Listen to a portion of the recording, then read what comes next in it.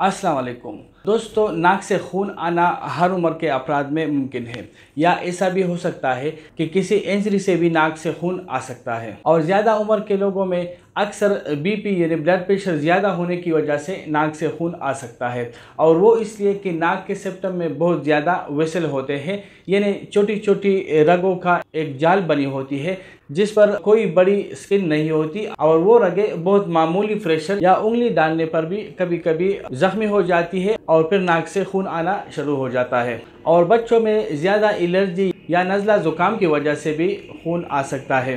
देखिए, अगर बच्चे के नाक से खुद ब खुद खून आना शुरू हो जाए या किसी इंजरी की वजह से खून आना शुरू हो जाए तो इसके सर पर ठंडा पानी डालने की कोशिश न करें, बल्कि अगर पानी डालना है तो वो ठंडा पानी आप उसके नाक में डाल सकते हैं।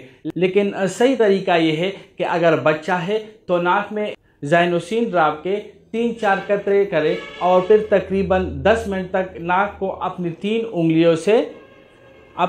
उंगलियों से ज़ोर से प्रेस करके पकड़े। ठीक है, तो इससे खून बंद हो जाएगा और फिर आप इत्मीनान से उसे किसी ईएनटी डॉक्टर के पास ले जा सकेंगे।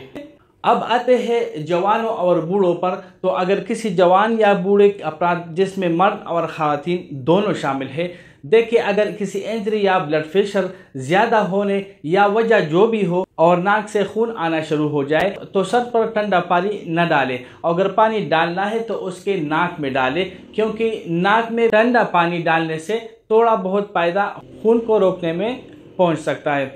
अब अगर खून नाक से बह रहा हो और रोकने का नाम ही न ले रहा हो तो आपने सबसे पहले मरीज को सीधा बैठाना है, ठीक है, जिस तरह मैं बैठा हूँ, और फिर नाक में ज़ाइनोसिन स्प्रे, ये वाला ज़ाइनोसिन स्प्रे करना है।